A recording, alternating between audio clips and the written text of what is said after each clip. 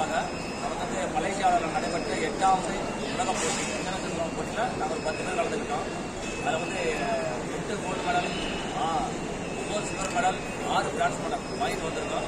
என்னுடைய மாணவர்கள் 8ஆம் தேதி மட்டும் கிளம்பலாம். 9, 10, 15 போட்டி 2 நாள் ஒரு டூர் பார்த்துட்டு இன்னைக்கு காலையில் வந்திருக்கோம். ரொம்ப நல்லா பண்ணி கொடுத்தாங்க. அந்த நம்ம மலேசியாவில் உள்ள முத்துஞான ஆசான், சுரேஷ் ஆசான், கலைமணி ஆசான், 3 ஆசானுடைய இன்டர்வியூல போயிருந்தோம். எல்லாமே எங்களுக்கு அக்காமடேஷன்லேருந்து, சாப்பாடுலேருந்து, ஃபுட்லேருந்து, கவர்மெண்ட் நல்லா நடந்தது. ரொம்ப மிக சிறப்பாக இருந்தது. நல்லபடியாக முடிச்சுட்டு இப்போ இந்த மாணவர்களுடைய பெருமை சேர்க்கிறப்பா, இந்தியாவுக்கு பெருமை சேர்க்கிறப்பா வந்திருக்கோம். நன்றி சார். இங்கே முதலமைச்சர் பார்க்க வாய்ப்பு இருக்குதா? அதுக்கான முயற்சி பண்ணுவோம். ஏன்னா வந்து பார்க்கறதெல்லாம் இப்போ என்னுடைய மாணவன் ஆசான், அப்போ அவங்க ரொம்ப பெரிய ஆசான். இப்போ இவங்க யாருன்னா வந்து அபுதாபியில் இருக்காங்க. நம்மளுடைய ஈச தலைப்பாளையம் அபுதாபியில் கிளை இருக்குது. அங்கேருந்து வந்திருக்காங்க. அவங்க 3 பேர் கொடுத்துருந்தாங்க. அவங்க 3 பேர் பேசுகிற வந்திருக்காங்க. அவங்க ஒரு கோல்டு, ஒரு சில்வர், ஒரு பிரான்ஸ் அப்படிங்கிற மாதிரி வந்து 6 பேசுகிற வந்திருக்காங்க. இப்போ அவங்கள அதை பற்றி சொல்லுவாங்க. சிலம்ப கலை வளர்ந்தாலை பற்றி பண்ணிட்டு இருக்கோம். முதலமைச்சரை வாய்ப்பு கிடைச்சா கண்டிப்பாக பார்ப்போம். அதில் மாற்றம் கிடையாது. அதுக்கான எங்களுக்கு ஒரு எங்களுக்கு தெரியல, தெரியல. அதுக்காக முயற்சி பண்ணுவோம். கஷ்டப்பட்டு உழைச்சி குழந்தைங்க பேஸ் வாங்கியிருக்காங்க. கண்டிப்பாக பார்த்து ஆசீர்வாதம் வாங்க. எனக்கு ஆர்வலாக இருக்கும். இல்லை, விளையாட்டுத்துறை அமைச்சராச்சும் பார்க்க முடியுமா? விளையாட்டுத்துறை முயற்சி பண்ணணும். நம்ம டேரக்டாக எங்கேயுமா காலையில் இல்லை. இப்போ எங்களுக்கு தெரிஞ்ச கலையை கற்றுக் கொடுக்குறோம். அதுக்கான ஒரு போட்டி நடக்குது அறிவிக்கிறாங்க, போகிறோம். மற்றபடி அரசியல் சம்மந்தப்பட்டு ஒரு பெருசாக தெரியல. ஆனால் வாய்ப்பு கிடைச்சா பண்ணுவோம். இதை வந்து அவங்க சரியாக குற்றாலும் போகலாம். இல்லை எங்களுக்கு லோக்கலுடைய அந்த அமைச்சர் லிங்கில் இருக்கிறவங்க, அந்த அமைச்சர் செய்யறாங்கன்னா கூப்பிட்டாங்கன்னா கண்டிப்பாக போய் பார்த்துட்டு எங்களுடைய மரியாதை செஞ்சுடுவோம். ஆசீர்வாதம் மரியாதை செஞ்சுட்டு வர தயாராக இருக்கும். சார், உங்களுக்கு வந்து கவர்மெண்ட் சைட்லேருந்து என்னென்ன எதிர்பார்க்குறீங்க? வசதிகள் இந்த மாதிரி பண்ணால் நல்லா இருக்கும் அப்படின்னு. அதாவது இப்போ இது வரைக்கும் வந்து நம்ம இந்த மாதிரி மலேசியா கவர்மெண்ட் எல்லாம் கவர்மெண்ட் கிடையாது. அந்த பேரண்ட்ஸு கஷ்டப்பட்டு தான் கூட்டு போயிருக்கோம். நாங்கள் கோச்சி கொடுத்து பேரண்ட்ஸு கையில் தான் போயிருக்கோம். தனிப்பட்ட மாதிரிலாம் கவர்மெண்ட்டில் வந்து இது வரைக்கும் ஒன்றும் கிடையாது. ஆனால் இது வந்து கவர்மெண்ட் போட்டியும் அல்ல. கவர்மெண்ட் அரசாங்க போட்டின்னா அரசாங்கம் கூட்டிட்டு போவோம். இப்போ கேலண்டியோ நம்ம இதெல்லாம் போகிறோம் இல்லையா, ஒலிம்பிக் போகிறோம்னா அதனுடைய பாதைகள் வேறு.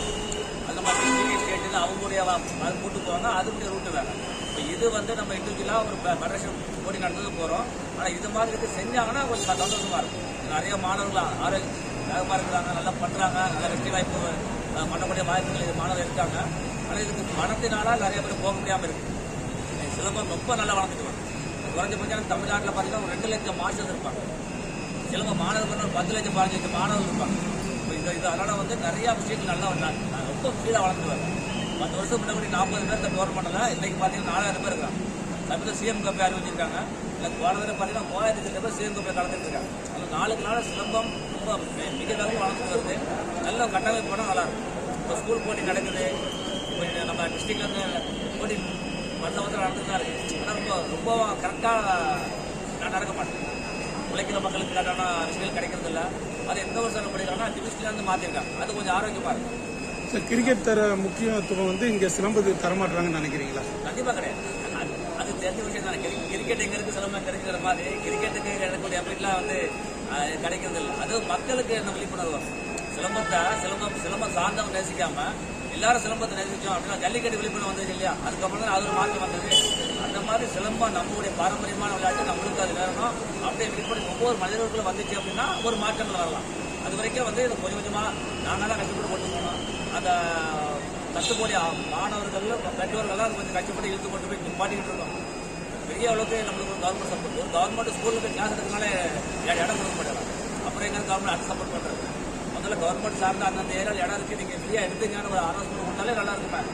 இடம்லாம் எவ்வளோ கஷ்டப்படுறோம். ஒரு இடத்துல வாடகை கொடுத்தா கிளாஸ் எடுத்துட்டு இருக்கோம். அப்படின்னும் போது எவ்வளோ கவர்மெண்ட் கிரவுண்ட் இருக்குது, அதுக்கு ஒரு பர்மிஷன் கொடுத்தாலே போதும். எங்களுக்கு 4 பேர் சொல்லித்தர முடியும். அதுதான் வாய்ப்பு கொடுக்குறாங்க. இதை பற்றி நீங்கள் பேசியிருக்கீங்களா? இந்த மாதிரி இடம் கொடுங்க கவர்மெண்ட்டில்? நான் நிறைய பேட்டி கொடுத்துருக்கேன். வருஷம் நம்ம கவர்மெண்ட் போயிட்டு வருவோம். இந்த மாதிரி பேட்டி கொடுப்போம். பேட்டி கொடுக்கும்போது இப்படி குறைகளை சொல்லுவோம். கவர்மெண்ட் நடத்துறதுக்கு இடங்கள் கிடையாது. அதுக்கு நம்ம கல்யாண மண்டபம் கட்டி போட வேண்டியிருக்கு. வேறு ஏதாவது இடம் கொடுக்க வேண்டியிருக்கு. நீ ஒரு கல்யாண மண்டபம் என்ன ரேட் ஆகுது? 40,000 குறைஞ்சபட்சம் சின்ன மண்டபம் கேட்குறான். ஆனால் அதெல்லாம் பண்ண முடியாது. அப்படி இருக்கும்போது அதுக்கான கட்டமைப்புகள் பெருசாக இல்லை. அது கொஞ்சம் செஞ்சு கொடுங்க. நான் ஒரு ஆடிட்டோரியம் கட்டுங்க, நம்ம அது ஸ்டேஜ் கிட்ட நல்லா இருக்கும் அப்படின்னு கேட்குறோம். அதுக்கான முயற்சிகள் எடுத்தால் நல்லா இருக்கும். நம்ம ஒரு கலை வளரும் போது அதுக்கு செஞ்சாங்கன்னா பசங்களுக்கு ஈஸியாக இருக்கும். இது எல்லாத்துக்குமே காசு தானே பண்ண வேண்டியிருக்கு. இது செஞ்சாலும் பேரண்ட்ஸ் தான் காசு கொடுக்குறாங்க. நாங்கள் உழைக்கிறதுக்கு ஃபீஸ் வாங்கி கற்றுக் கொடுத்து பழம் கொடுத்துட்டு இருக்கோம். ஒரு கவர்மெண்ட் வரும்போது அதுக்கு இப்போ நம்ம பிளேட் டிக்கெட்லேருந்து அங்கே டாக்டர் சில சாப்பாடு சம்பளம் எல்லாமே பிள்ளைங்களே பண்ணி தான் நம்ம பண்ணிட்டு இருக்கோம். அதுக்கு ஏதாவது பர்சன்டேஜ் பண்ணாங்கன்னா இப்போ டிஸ்ட்ரிக்ட் போடி ஸ்டேட் போடி நேஷனல் போடி நடத்தும் போது அந்தந்த டிஸ்ட்ரிக்டில் ஒரு ஸ்டேடியம் இருந்துச்சுன்னா வசதியாக இருக்கும். கம்மியாக ஃபீஸ் கூட போட்டுக்கலாம். இப்போ நான் 40,000 கொடுக்குறது 4,000 ஃபீஸ் போட்டாச்சுன்னா பசங்களுக்கு ஃபீஸ் குறையும் இல்லையா? அதுக்கு வசதியாக இருக்கும்ல. சிலம்பம் வளருது, சிலம்பம் ஆசாங்க நிறைய பேர் வளர்த்துட்டு வராங்க. நிறைய அசோசியேஷன் கலங்கள் சேர்ந்து செயல்படுது. இன்னும் கவர்மெண்ட்டில் முடிஞ்சது பண்ணாங்கன்னா எங்களுக்கு சந்தோஷமாக இருக்கும். கொஞ்சம் வேற ஒரு பேட்டர்ன் போடுது. எங்களுக்கு ஒன்றாங்கல்ல பசங்க ஃபீஸை போட்டு அவங்களுக்கு கொடுக்க தான் சரி இவ்வளோ வேணும் அவங்களும் கேட்குறோம். அதை குறைக்கணும் அப்படின்னா வெளியாள் சப்போர்ட் வேணும். இப்போ ஒரு கிரிக்கெட்டுக்கோ மற்ற விஷயமோ ஸ்பான்சர் கூட கிடைக்கும்.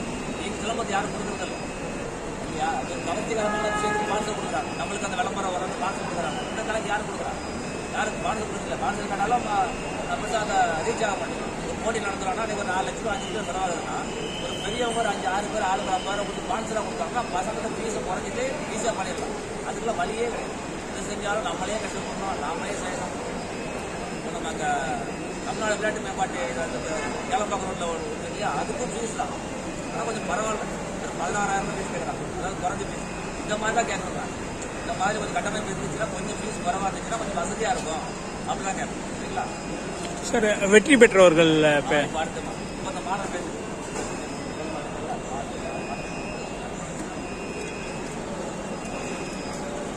வணக்கம், நான் மேக் கிஷோர். நான் வந்து கிட்டத்தட்ட இந்த கலை வந்து 10 வருஷம் கற்றுக்கிட்டேன். நான் ஃபஸ்ட் ஸ்டாண்டர்ட் படிக்கும் போது எங்கள் அப்பாவுக்கு தான் இன்ட்ரெஸ்ட், எனக்கு இன்ட்ரெஸ்ட் கிடையாது. எங்கள் அப்பா தான் எனக்கு கொண்டு போய் ஃபஸ்ட்டு சேர்த்து விட்டாங்க. 10 வருஷம் கற்றுக்கிட்டோம். நான் ஃபஸ்ட் ஸ்டாண்டர்ட்லேருந்து 10th ஸ்டாண்டர்ட் வரைக்கும் கற்றுக்கிட்டு இப்போ 7 வருஷமாக கிளாஸ் எடுக்கிறேன். மொத்தம் 17 வருஷமாக இந்த ஃபீல்டில் எனக்கு எக்ஸ்பீரியன்ஸ் இருக்குது. ஆனால் ஃபஸ்ட் டைம் நான் வந்து நேஷனல் பிளேயராக இருந்தேன். முதல் தடவை இப்போ இன்டர்நேஷனல் போயிட்டு மலேசியா போயிட்டு 1 தங்கம் 1 வெள்ளி அப்படின்ற 2 இதை நான் வாங்கியிருக்கேன். ரொம்ப பெருமையாக இருக்குது. அது மட்டும் இல்லாமல் சிலம்பத்தை வந்து நான் 10 வருஷம் நான் கற்றுக்கும் போது பார்த்தா ஆசை சொன்ன மாதிரி தான் காம்படிஷன்ஸ் கம்மி. நான் ஒரு ஈவெண்ட்டு போகிறேன் அப்படின்னா 30 பேர் இருப்பாங்க. இப்போ என்னோட ஸ்டூடெண்ட் போகிறாங்க, அதே ஈவெண்ட்டு 150 பேருக்கு 200 பேர் வராங்க. அப்போது சிலம்பம் இன்க்ரீஸ் ஆகிட்டு இருக்கு. அக்னி குஞ்சொன்று கண்டு அதை ஆங்கூருக்கு காட்டிலை குந்தடை வைத்து நெஞ்சு தனிந்தது காடு தன் வீரத்தில் குஞ்சென்றும் மூக்கென்றும் முன்றோ தத்தடிகிற தத்தடிகிற தித்தடிகிற குற்றோம் தத்தடிகிற தத்தடிகிற தத்தடிகிறோம். இது பாரதியோட பாட்டு. என்னன்னா ஒரு சின்ன தீப்பொறி காட்டையை காட்டு தீயா மாத்திரும். அது மாதிரி நாங்கள் இப்போ போயிட்டு எடுத்திருக்க முயற்சிகள் பண்ற டோர்னமெண்ட் எல்லாமே சின்ன தீப்பொறி. கூடிய விரைவில் இந்த தீப்பொறி நாளைக்கு காட்டு தீயா மாறும். தமிழ்நாட்டில் தான் பிறந்தது சிலம்பம், தமிழ்நாட்டில் வளர்ந்தது சிலம்பம். இன்னைக்கு மலேசியா வரைக்கும் போயிருக்குன்னா சாதாரண விஷயம் கிடையாது. அப்போ இந்த தீப்பொறி நாளைக்கு உலகம் முழுக்க போகிறோம். 2036 ஒலிம்பிக் இந்தியாவில் நடக்கிறதுக்கான பாசிபிலிட்டிஸ் அதிகமாக பேசிட்டு இருக்காங்க. 2036 இந்தியாவில் நடக்கிற பட்சத்தில் 2036 சிலம்பம் ஒலிம்பிக்ஸ்ல கால் பதிக்கும். அதுல இந்தியா தங்கம் பதக்கம் வெல்லும். இது ஆர்வ புள்ளி. இதுக்கு நாங்க கேரண்டி இருக்கோம். திறமையான மாணவர்கள் இந்தியாவில் எக்கச்சக்கமான பேர் இருக்காங்க. போட்டி எடுத்தா வர்றதுக்கு பல பேர் இருக்காங்க. ஒரு போன்ற எல்லா கேட்டகரியும் கோல் அடிப்போம். ஒருத்தர் கிட்ட விட மாட்டோம். இந்தியா தான் 10 கோல் 15 கோல் சிலம்பத்திலே வரும். அந்த அளவுக்கு மாணவர்கள் எங்கிட்ட இருக்காங்க. அப்படின்ற போதில் கண்டிப்பா இந்தியா தமிழரின் சிலம்பக்கலை உலகம் போற்றும் கலையா மாறும். அதுக்கு இது ஆதரண புள்ளி தான், ஆரம்ப புள்ளி தான். அதுக்கு ஆசான்கள் இப்போ நிறைய ஆசான்ஸ் இருக்காங்க. ஆசான்லாம் மூத்த ஆசான், கிட்டத்தட்ட ஆசான்கள் 35 வருஷம் எக்ஸ்பீரியன்ஸ். அவங்களுக்கு நாங்கள் இப்போ தான் கொஞ்சம் கொஞ்சமாக கற்றுட்டு வந்துட்டு இருக்கோம். அது கவர்மெண்ட் எங்களுக்கு சப்போர்ட் கொஞ்சம் நிறைய தேவைப்படுது. ஏன்னா எல்லாமே ஸ்பான்சர்ஷிப் கிடைக்காம போயிட்டு இருக்கு. இப்போ கிரிக்கெட் ஒரு டோர்னமெண்ட் நடத்துறாங்கன்னா அந்த இடத்துல அந்த ஏரியா வட்டார செயலாளர் எல்லாருக்கும் 25,000 ரூபா 30,000 ரூபா கொடுத்துட்றாங்க. இப்போ சிலம்பம் டோர்னமெண்ட் நடத்துறோம் அப்படின்னு காசு கிடையாது. இப்போ எங்களுக்கு அமௌண்ட் ஆச்சு, எங்களுக்கு ஸ்பான்சர்ஷிப் கிடைக்கல. அப்போ ஸ்பான்சர்ஷிப் கிடைக்கிற பட்சத்தில் இப்போ 10 பேர் போறோம்னா நாளைக்கு 200 பேர் போகும். 200 பேர் 2,000 பேரும் போகும். அப்போ இங்கே இந்தியாவிலிருந்து 2,000 பேர் போனாங்க என்ன ஆச்சு? மலேசியாவில் இருக்கிற டீமோட நாங்கள் பவர்னு காட்டலாம். ஏன்னா இங்கேருந்து போனதான் சிலம்பம். பிறந்தது தமிழ்நாட்டில் இருக்கிறது. இப்போ நிறைய நாட்டில் ஒரு கிட்டத்தட்ட எனக்கு தெரிஞ்ச ஒரு 7 நாட்டில் இருக்கு. அப்போ தாய்நாட்டை விட்டுறக்கூடாது அப்படின்னு சொல்லிட்டு எல்லாமே கண்டிப்பாக நாங்கள் வரும். வேற லெவலில் கண்டிப்பாக கொண்டு போவோம். சிலம்பத்தை அடுத்த லெவலில் போகிறதுக்கு கேரண்டி நாங்கள் உழைக்க ரெடியாக இருக்கோம். சப்போர்ட் பண்ணுறது கவர்மெண்ட் ரெடியாக இருந்தால் கண்டிப்பாக வேற லெவலில் கொண்டு போவோம். நன்றி. வாய்ப்பளித்த அனைத்து உள்ளவங்களுக்கும் நன்றி கூறி விடைபெறுகிறேன். சார், மாணவர்கள் யார் யார் வெற்றி பெற்றிருக்காங்க அவங்கள பற்றி சொல்லுங்கள் சார். வணக்கம், நான் சண்முகப்பிரியா, அகில பாரத சிலம்பம் கவுன்சில் ஈசன் சிலம்பாலயா சிலம்பம் கோச். நாங்கள் வந்து 8th international silambam competition attend பண்ணிட்டு வரோம். எல்லாருமே ப்ரைஸஸ் வாங்கிட்டு வந்திருக்காங்க. இதில் ஒரு பெரிய விஷயம் என்னன்னா இந்தியா 2nd பிளேஸ் வந்திருக்கு. பட் இவங்க சொன்ன மாதிரி கவர்மெண்ட் எங்களுக்கு ஸ்பான்சர்ஷிப் பண்ணி நல்லா ஊக்கம் கொடுத்துச்சு அப்படின்னா இன்னும் நாங்கள் முதலிடத்தை பிடிக்கிறதுக்கு நாங்கள் ரெடியாக ரெடியாக இருக்கோம். கண்டிப்பாக நடக்க தான் போகுது. அண்டு இங்கே இந்த காம்படிஷன் மட்டும் இல்லாமல் இன்டர்நேஷ்னல் சிலம்பம் கான்ஃபரன்ஸ் நடந்தது. அதில் இந்தியா சார்பாக ஈசன், அண்ணாவிஜே ஈசன், அப்புறம் நான் சண்முகப்பிரியா, அப்புறம் எம் கிஷோர், அப்புறம் அபுதாபியை சேர்ந்த பவானி இவங்கெல்லாம் பார்ட்டிசிபேட் பண்ணோம். ஸோ இந்தியா சார்பாக நாங்கள் அந்த கான்ஃபரன்ஸில் உலக நாடுகளுக்கு மத்தியில் நாங்கள் உட்கார்ந்ததே ரொம்ப பெருமையாக நினைக்கிறோம். இந்த வாய்ப்பை ஏற்படுத்தி கொடுத்த எங்கள் குருநாதர் அண்ணாவிஜே ஈசன் அவர்களுக்கும், மலேசியாவில் போட்டி ரொம்ப சிறப்பாக ஏற்படுத்தி கொடுத்த முரளிதரன் ஆசான் அவர்களுக்கும் மிகப்பெரிய நன்றி. ஆக்சுவலாக ஒரு விஷயம், நல்ல விஷயம் பண்ணோம்னா பல தடைகளை தாண்டி நம்ம செய்யணும்னு இருக்கும் இல்லையா? அதே மாதிரி தான் எங்களுக்கு ஆக்சுவலாக ஸ்டிக்ஸ் வந்து சிலம்பம் பண்ணக்கூடிய ஸ்டிக்ஸ் வந்து ஏர்போர்ட்டில் மாட்டிச்சு, எங்களுக்கு வரல, ஸ்டிக்ஸே வரல. காம்படிஷனுக்கு முன்னாடி நாள் வரவே இல்லை ஸ்டிக்ஸ். அப்புறம் என்ன பண்ணுறதுன்னு யோசிச்சுட்டு இருந்தப்போ மலேசியா டீம் வந்து எங்களுக்கு ஹெல்ப் பண்ணி அந்த ஸ்டிக்ஸை ரிட்ரீவ் பண்ணுறதுக்கு ஹெல்ப் பண்ணி கொடுத்தாங்க. ஸோ அதுக்கும் தேங்க்யூ ஸோ மச். அது இல்லைன்னா எங்களால் டோர்னமெண்ட் பார்ட்டிசிபேட் பண்ணியிருக்க முடியாது. ஸோ இந்த மாதிரி சின்ன சின்ன சேலஞ்சஸ் இருக்குது. இதெல்லாம் ஓவர் கம் பண்ணி தான் நாங்கள் இந்த சாதனைகள் பண்ணியிருக்காங்க. So thank you so much to all of you. வணக்கம், நான் பவானி சத்யகுமார், ஆசிரியர். இந்த ஈசன் சிலம்பாவில் கோச்சாக இருக்கேன். அபுதாபியில் சிலம்பம் நடத்திருக்கேன். பெற்றோர்களும் மாணவர்களும், அதாவது இந்தியா மட்டும் இல்லாமல் வெளிநாட்டிலையும் வந்து சிலம்பம் ரொம்ப வேகமாக வளர்ந்துட்டு இருக்கு. அங்கே இருக்கிற பெற்றோர்கள் மாணவர்கள் எல்லாமே சேர்ந்து நிறைய பேர் இப்போ கொஞ்சம் ஒரு 2 பேர் 3 பேராக இருந்தவங்க அப்படி வளர்ந்து 50 பேருக்கு அளவுக்கு குறுகிய காலத்திலே வந்துட்டு இருக்காங்க. இன்னைக்கு நாங்கள் 8th இன்டர்நேஷ்னல் டோர்னமெண்ட் மலேசியாவில் நடந்தது. நானும் மாணவர்கள் கூட்டிகிட்டு போயிருந்தேன். கோல்டு, சில்வர், பிரான்ஸ் எல்லாம் அடிச்சுருக்கோம். ரொம்ப சந்தோஷமாக இருக்குது. கவர்மெண்ட் வந்து இது போல் போட்டிகளை இன்னும் கொஞ்சம் என்கரேஜ் பண்ணி இன்டர்நேஷ்னல் டோர்னமெண்ட்டும் சரி, இல்லை ஸ்டேட் லெவல் மேட்ச் இது எல்லாமே போட்டிகள் நிறைய நடத்துனாங்கன்னா மாணவர்களுக்கு ரொம்ப ஆர்வமாகவும் இருக்கும். நாங்கள் கலந்துக்கிட்டு சிலம்பம் வளர்கிறதுக்கும் ஒரு நல்ல மேடையாக அது அமையும். நன்றி.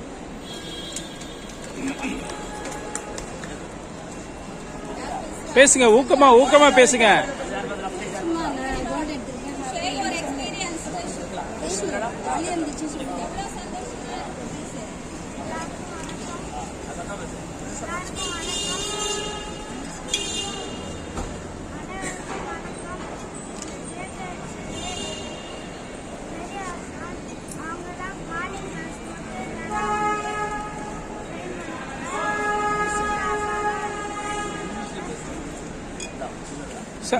சார் ஒன்றும் இல்லை சார், நீங்களே டீட்டெயில் சொல்லிடுங்க சார்.